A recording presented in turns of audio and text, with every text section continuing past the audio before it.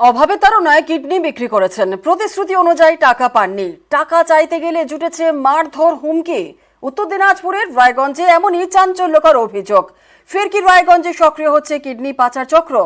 আতঙ্কে রয়েছেন স্থানীয়রা।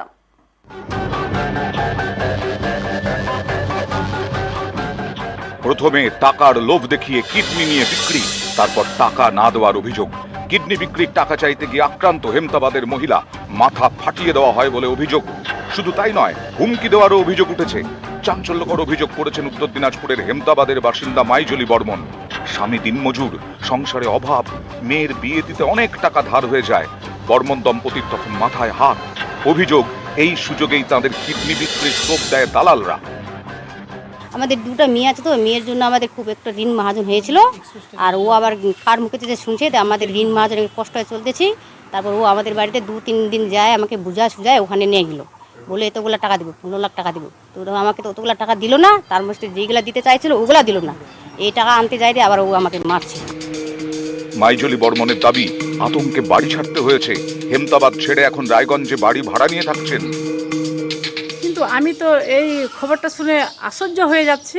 কিন্তু বহুদিন আগে আমি শুনছিলাম যে কিডনি পাচার ছিল, কিন্তু এই খবরটা তো আমি জানি না এবং শুনে আমাকে আশ্চর্য লাগছে। কিন্তু যে মহিলা ঘর ছাড়া হয়ে বাইরে আছে তাকে শীঘ্রই আমরা ফিরে নিয়ে আসার ব্যবস্থা করব। যতদূর যেতে হবে সেই ততদূর গিয়ে আমি এই প্রশাসনিক ব্যবস্থা করে নিয়ে মেয়েটাকে ফিরে নিয়ে আসার ব্যবস্থা করব।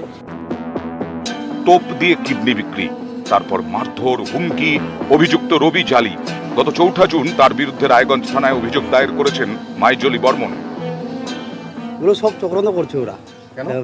আমি মেম্বার হয়েছি, ওরা সেটিং করে আমাকে, আমার গ্রামের সেটিং করে বা বিন্দুলের দিয়ে একটা লোক আছে সেটিং করে কই না কই মানে পাঠাচ্ছিল আমার বাড়িতে, বলছে উনি ওনার ভাই একটা মেম্বার, আপনারা যান, ওনার একটু মাথা নিচু হোক। এর আগেও রায়গঞ্জ, হেমতাবাদের বিভিন্ন এলাকায় কিডনি পাচারের অভিযোগ উঠেছে। গ্রামবাসীদের নানা ধরনের প্রলোভন দেখিয়ে কিডনি নেওয়া হতো। কিডনি পাচারের অভিযোগে কয়েকজনকে গ্রেফতারও করে রায়গঞ্জ থানার পুলিশ। পরে তারা ছাড়াও পেয়ে যায়। ফের কি রায়গঞ্জে সক্রিয় হয়ে উঠেছে কিডনি পাচার চক্র? এটা তো মনে হচ্ছে একটা বিচ্ছিন্ন ঘটনা, নাকি আবার এর ধারাবাহিকতা শুরু হচ্ছে। হ্যাঁ, এটা চিন্তার বিষয় আমাদের। আর মাঝখানে তো বন্ধই ছিল, এই নানা রকম অভিযান চালিয়ে এগুলোকে বন্ধ করা হয়েছিল। প্রশাসন যদি এরকম ঢিলেঢালা হয় তাহলে তো এটা আমরা আরও উপরে যাব। রায়গঞ্জ থেকে মুক্তা সরকার, নিউজ 18 বাংলা।